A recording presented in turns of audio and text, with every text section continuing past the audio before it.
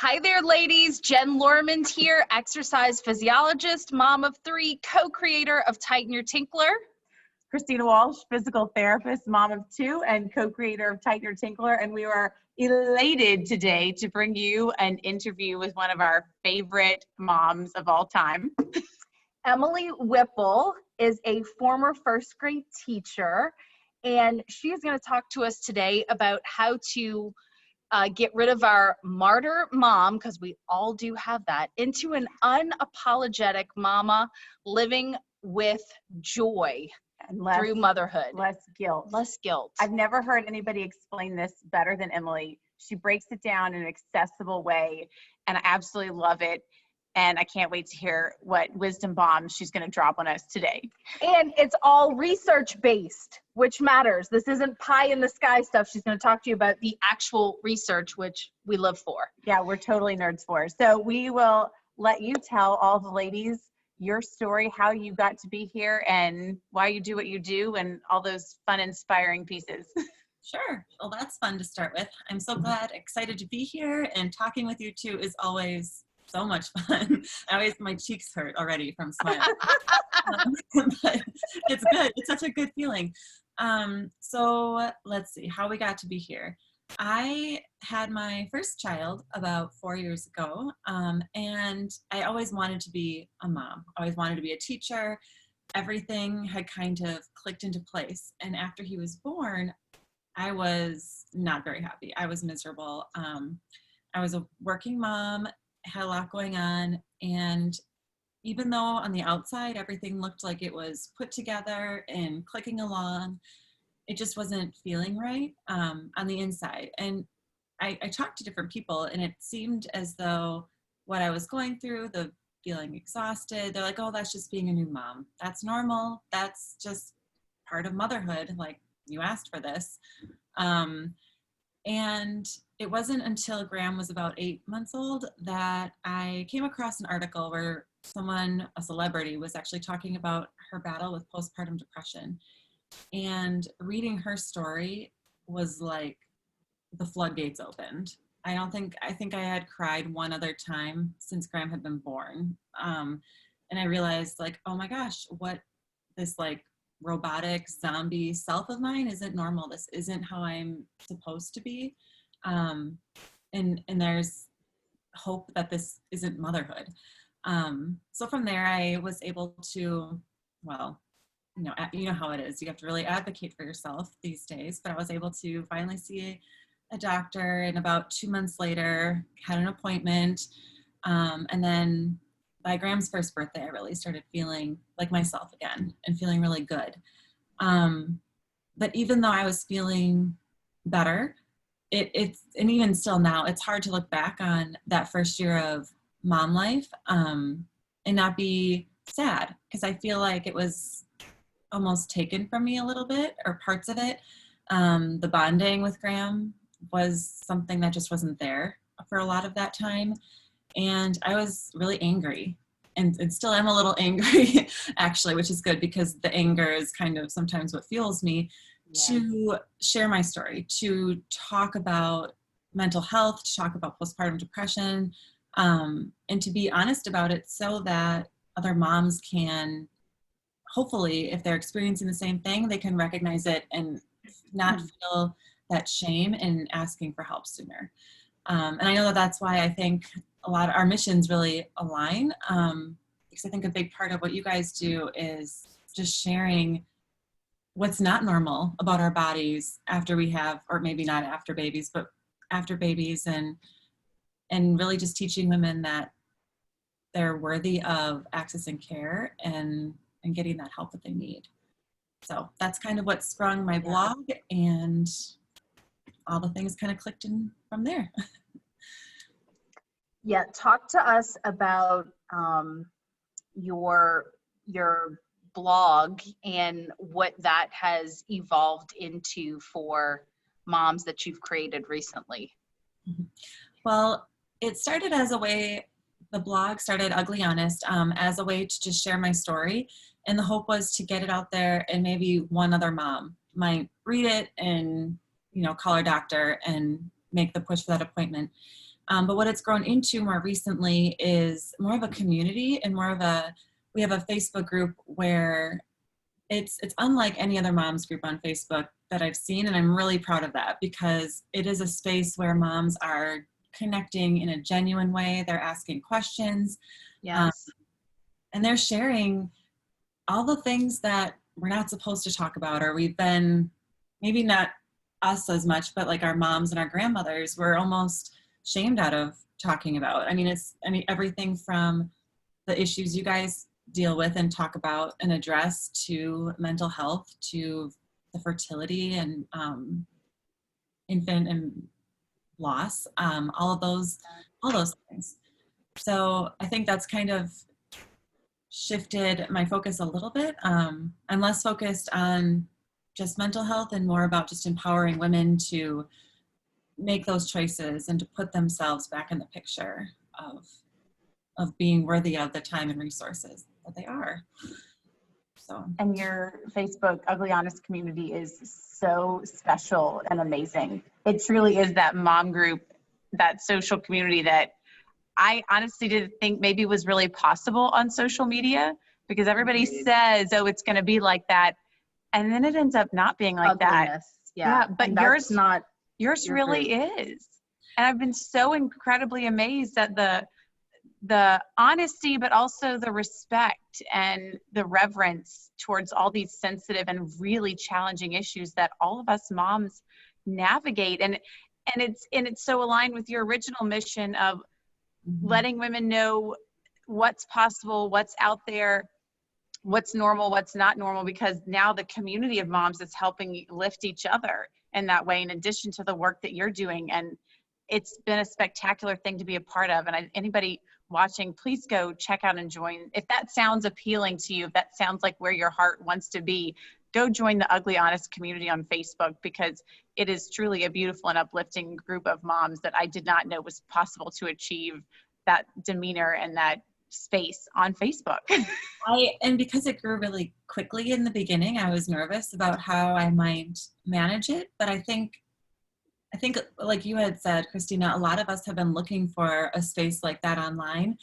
And luckily, I think a lot of the moms who are in that group are very protective of the space. So even we've had a few conversations that might get a little tense, and they've been self-regulated by the group. By the time someone texts me that something's happening, the original poster has shut comments down, or it's just been handled in a really graceful way, without a whole lot of guidance from me, which is just makes my teacher heart proud. It reminds me of like setting up a classroom and like, oh, look at the kids they're protecting, they're playing together nicely. Well, and I love the way you treat it like the reverent space it is for respect and support, but you also treat it like a classroom. You have beautiful graphics and you guide the conversation with such skill and such thought that it makes it feel like you're being taken care of and guided in that journey from you and your wonderful teacher skill set, along with your wisdom that's driven from your own life experience. It's really a special place. So go join. Thank you. And we wanted to really dive in today to one of the problems that I know that you have spoken about, written about previously. You've talked about it in that Facebook group, and it's something that all of the moms that we work with deal with, which is mom guilt. And I think the three of us, even though we have good tools in our tool belt, still deal with mom guilt. So if you could talk to us about what it is and what the difference between mom guilt and shame is. I know our listeners would love to learn more about that. How do I learn to put the oxygen mask on myself first? Because I am still struggling, working on it, but it is a struggle. It's still a struggle for me too, but I think really recognizing, for me, words are so important, and really labeling something as the correct issue.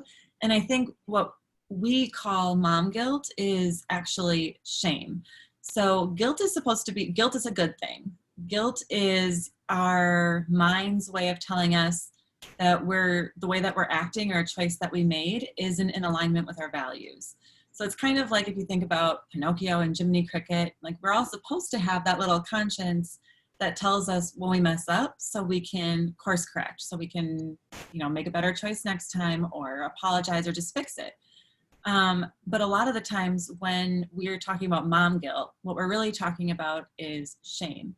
And guilt is about an action. It's feeling bad about something that we've done, maybe something that we've done that hurts somebody else. But shame is feeling bad about ourselves. So shame is when we start feeling like, I'm a bad mom, which is a statement I think we hear a lot, or maybe I shouldn't have been a mom, or I'm just not good at this, things like that. And shame can get really nasty because as we kind of spiral into that shame circle, there's a quote from Brene Brown, is actually, when you had said earlier that this is a lot of research based, she's the social scientist who has been researching shame for decades, and she's fascinating, her books and work. But her quote, and she talks about how shame is the intensely painful experience of feeling or believing that we are flawed and therefore unworthy of love and belonging. And I think it's that feeling that we're unworthy of these good things, of love, connection, belonging to others, is where I think the shame just gets a little out of control. Yeah, and everything starts to fall apart right there. That quote totally says it all. And that's where things spiral downward for trying to remember to put ourselves on the list as mom. Because if we have subconsciously convinced ourselves we're no longer worthy, then how are we going to expend energy and time on taking care of ourselves? Exactly. And I think, too, another thing that I love talking about, and I know you guys, I've talked to you about this before, is the growth mindset and the fixed.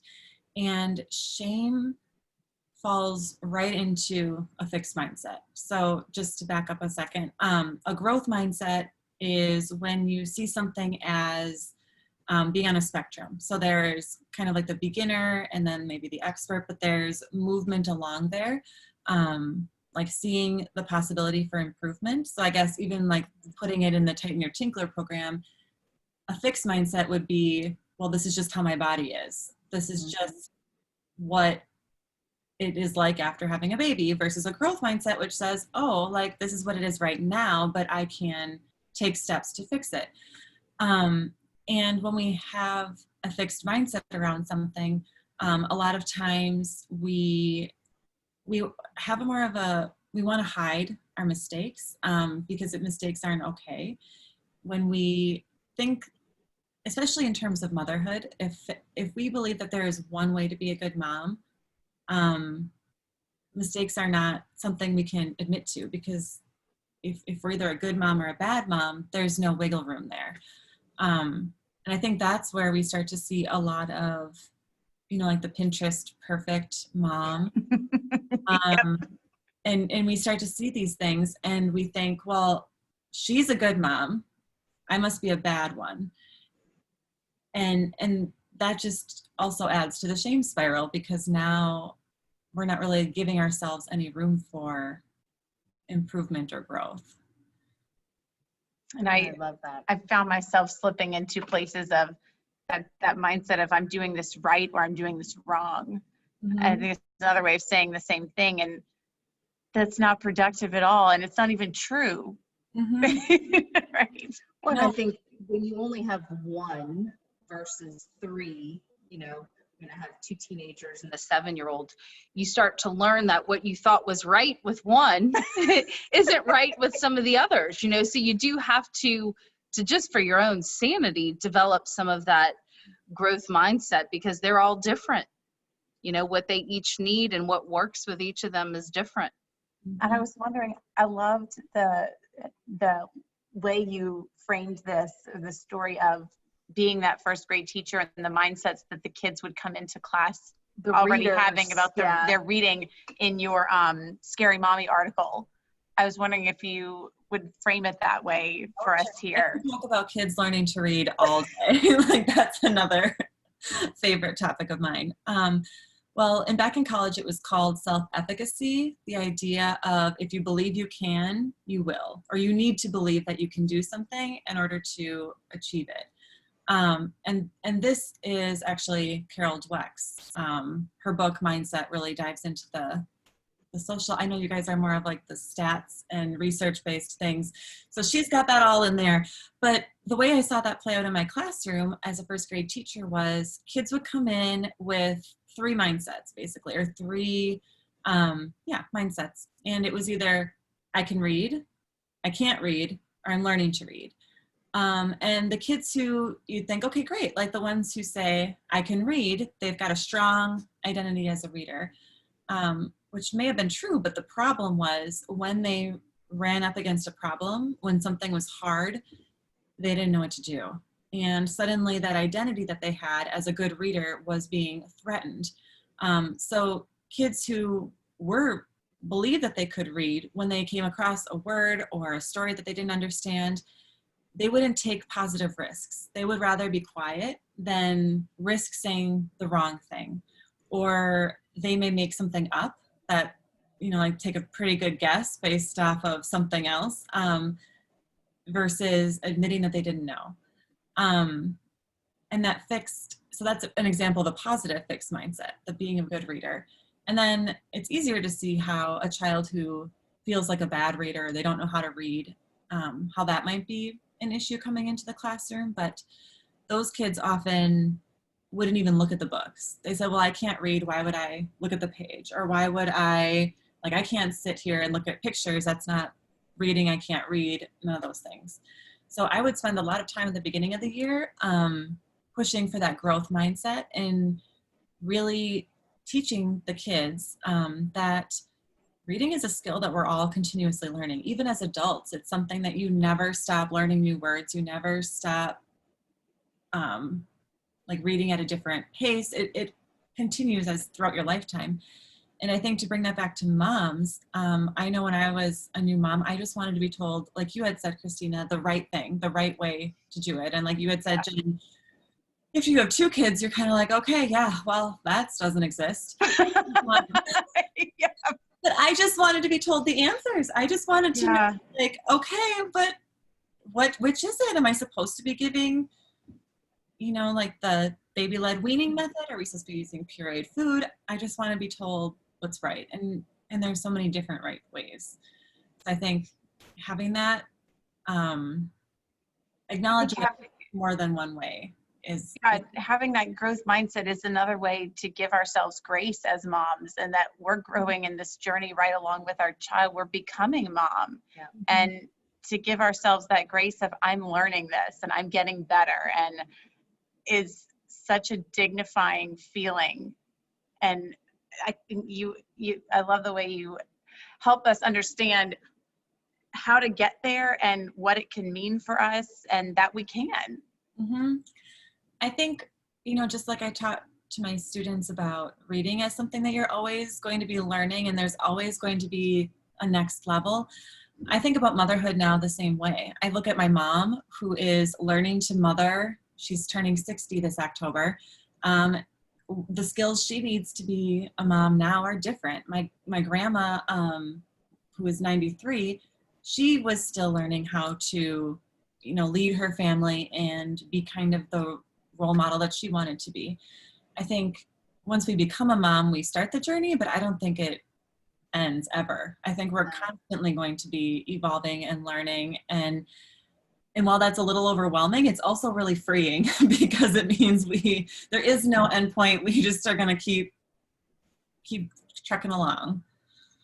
Well, and I think for type A's like myself, it's also about expectations. I never do well when I can't figure out what the expectation is. So having that growth mindset, knowing, as Christina said beautifully, giving yourself the grace that you are growing as a mom, as your kid is growing. And one thing that I've learned as a mom of a 16-year-old, a 15-year-old, and a 17-year-old is 7. I'm thinking about my 16-year-old turning 17 is, just, it seems like just when you think you've got things under control, another curveball happens. And then, you know, the last 2 years of high school is all about detachment. So then there's that of your teenagers being like, yeah, you're not a good mom. I really don't like you right now. And dealing with that. So having that growth mindset and that grace So you're telling me I need to work on that before my feisty daughter gets to be a teenager. It's best if you start adapting these principles before you're in the throes of teenagehood. Yes. Well, like as I still suffer from the, like, I'll do it for my kid first. So to me, I'm motivated to work on this from a place of, I want to model this for her and for him. Yes. And I know maybe that's backwards, but if that's where I can start, I can frame it as, I want to model this behavior for them because I want them to acquire these skills earlier rather than later. So that helps me to be motivated to start changing some of that internal dialogue so I can change the external dialogue for myself and then for them. I completely agree. And I think after I had my daughter, that's when I had some major shifts in my thinking around the idea of worthiness. And like you said, we'll do it for them, but we need to do it for ourselves. Yeah. But after she was born, I thought, I just kept thinking, well, why am I, I'm doing all these things. I'm giving up. I felt like I was giving up so much of who I was. And I was like, for what? So she can do the same thing in 30 years? Like, what's the point then? Why are we just like, it just wasn't, it didn't fit and it didn't feel right. And I started to look at my daughter and thinking about how worthy she was to me and how I never for a second doubted that, and my son too, but for some reason it was my daughter that I really connected with this, that she's worthy of being fed good foods and she's worthy of getting rest that her body needs and clothing that's soft and cuddly and fits her and all of those things. And then I looked at myself and I'm like, well, I was born that way too. I was born worthy. When did I stop being worthy? And when I looked at my daughter and I thought, well, she's never going to stop being worthy of these things in my eyes. And that just kind of was a flip. I realized, I think as moms, sometimes we think we have to earn our self-care when in reality, true self-care, taking care of our bodies, our health, our fitness, all of those things, we don't have to earn that. We are worthy of them just because we are humans and we have that human dignity. So that's been a big shift and it's still something that I'm imperfectly doing. I use like the example of like my bra does not fit properly. And like, would I ever let my children run around in underwear that was 2 sizes too big or too small? No. But will I take myself to the store and buy a properly fitting bra? Like, hopefully soon. I actually. Which brings me to my next question, which is, I know you've run some challenges in your Facebook group. If there's moms watching today, this is really resonating with them. They're feeling overwhelmed. It's the beginning of school. The mom guilt is hitting hard right now because even in my household, there's 2 different situations. I have 2 of mine that are on a hybrid, one that's getting to go back and, with the little kids, they're able to interact a little bit more than my bigger kids are. What are some action steps that they can begin taking, some small action steps to really start to prioritize themselves and their own self-care that, are doable? My favorite one is starting to wash your face.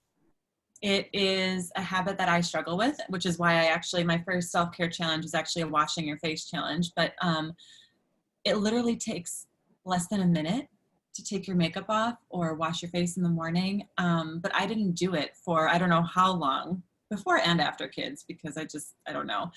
But that is, I think, a really easy place to start, because if you just think about, it's a very low time commitment.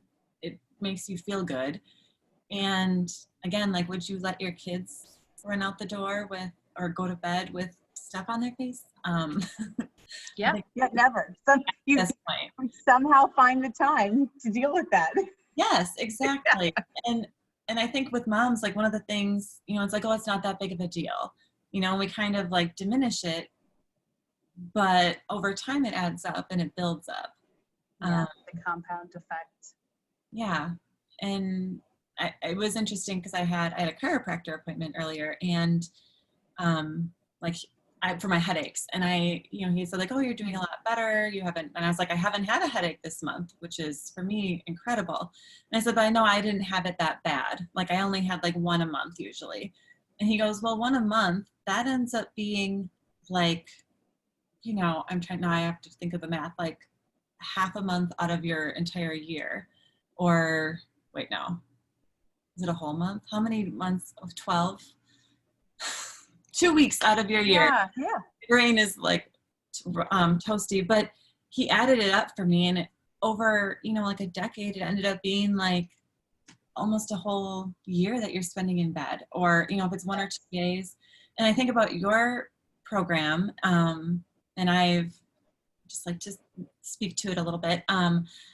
For me, it was that, well, it's not that bad. Like I have to pee all the time, but it's not that bad. But then when I thought about, but actually I don't want to walk to the park, because I know that the walk to the park, the playtime, and the walk back, I will be miserable because bathrooms are closed right now. And just like, or even just having to interrupt the kids. And again, I'm making this about my children instead of about myself, but when we minimize these things for ourselves and say like, it's not that bad, it's not that big of a deal, it adds up, and it is. And we need to give ourselves that time and that care. And I know I can't be the only one who's done that with the mental status struggles of the becoming mom period of life, where I did the same thing, where I would say, well, so many people have it so much worse. This isn't that bad, and nothing positive comes with it. Surely there's a way to find that balance between acknowledging what's been real trauma in our lives and still realizing, yeah, sure, some people have it worse, but if that's the only place we stay, that's another way of not giving ourselves the grace to take care of, yes, exactly. It's back to that. And I know I've done that with the mental status issues as well as we all do it so much with the physical issues that we suffer with through becoming mom. Mm-hmm. And I think there's a really strong message right now in our culture about gratitude and how important it is to be grateful. And I think that is, obviously, it's so important to be appreciative of what we have, but I think sometimes it's almost like, well, you should just be grateful that it's not as bad as this. And it doesn't necessarily allow us to, like you said, to take that next step and to make a difference. Just because, we have it better than someone else doesn't mean we're not worthy of pursuing health or pursuing our wellness. And I think small steps towards something that's been helpful for me is taking small steps towards asking for help, which is another piece of that shame and right and wrong, that if you start small. And I love the way you had said previously, Emily, the way you framed this was so resonated with me. It was an affirmation you suggested in the group. You could say it better than me, something to the effect of, I'm going to ask for and I'm going to work on asking for and receiving help with the same grace with which I show others, or the those one of my favorite affirmations. Yeah.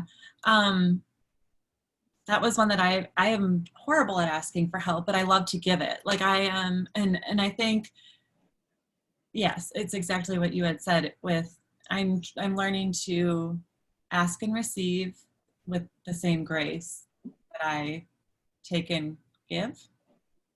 Now I think I'm in a Friends episode with but asking and giving and receiving, but that's to me, when you framed it that way, it's just something, a simple growth mindset affirmation. Even if you're not ready to ask for help, start there, start reframing. You can do it. And then you'll slowly but surely, I find, once I started asking for and allowing myself to receive a little bit of help here, a little bit of help there, it moves you in the right direction, because you feel whole and restored again, and you realize that wasn't that hard, and oh my gosh, the difference that it made. And that was a small step that was very accessible to me that you gave us, that I really have appreciated. I'm so glad that spoke to you. I think we have a very similar mind in how You guys are therapy data. We have some, I don't know, there's some similarities, but a lot of differences too. You know how our bodies work, so that's good. Yeah. I do just love that you guys are talking about the small steps. I mean, that's similar to what our program is. You know, it starts with the small steps at the pain points, you know, so with our mindset, really sitting with pen and paper and identifying what those pain points are to begin with, because I think sometimes you get sucked down in that rabbit hole of lack of sleep, and you know, you don't always recognize, I mean, I don't think any of us did, the time and energy suck that motherhood is. I mean, you literally have a person attached to you for much of the day, draining you, and so there's no time to really even be able to figure out how it is that you're feeling. So to even just carve out those 5 to 10 minutes a day and kind of put together a little ritual, such as making yourself a cup of tea, washing your face, those simple action steps to start with, where you just have time to sit and be okay with that you're not running around taking care of other people. To me, that's a great place that we start with some of our moms, with some of our clients. I agree. I think those little rituals help us to just be in the moment and help us to, you know, stop some of the anxiety and the worrying. And it can kind of recenter us, because like you said, when you're those first months after you have a baby, Nick and I call it newborn land, because it's like an alternate reality. Like, it's just in newborn land, anything pretty much goes. So. And it is definitely hard. It can be really hard to come back out of that. But I think that you are such an inspirational leader because you're, number one, because you're willing to talk about your own journey through those depths, because it makes me and all the other moms you're speaking to realize it normalizes it, but also empowers us to seek that help to get out of that. And that's totally, it's the same, it's like you said, it's the same mission we're on. What is normal? What isn't normal with your body after baby is born? And yes, there's help, but how do I move towards that? And you show us the way. And thank you so much for choosing to take your teaching skills and minister to other moms with that wisdom and restore their sense of hope. To me, it comes back to hope. You know, when you are in that black hole that is postpartum depression, there is no hope, you know, and you are, it's a scary place. So I think it's always good when we as moms can come together and really talk honestly, the ugly honest, like the community that you've built, because we make up stories in our own head that others are not dealing with it, that the things that we're dealing with, and that, you know, we isolate ourselves in these painful situations. And becoming mom is inherently isolating because of the demand that's placed on you. So I'm so excited that you are here to guide us and role model for us. And I can't wait. Jen and I are a part of Emily's method course coming up, and we can't wait. And we'll report back to all of you about how awesome it was.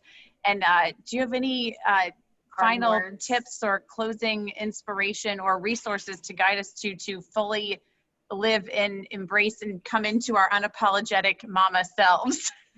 Well, come join the Facebook group so you can meet some other ugly, honest mamas. Because I think, like you said, the more we can be honest and just share what's truly happening, it does give us that hope. We can see that when we understand that what we're experiencing doesn't have to be what we have always, it is just like a beautiful opportunity for something to happen. So yeah, mamas, come join us in the Ugly Honest. Keep listening to these two, because oh my gosh, like every time I talk to you two, I learn whole new things about, I'm like anatomically and biologically illiterate. So I am just like, yeah. You're so cute.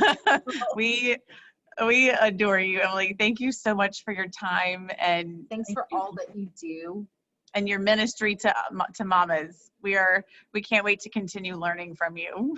Well, thank you guys both for having me. It was fun. All right, ladies, we'll see you next week.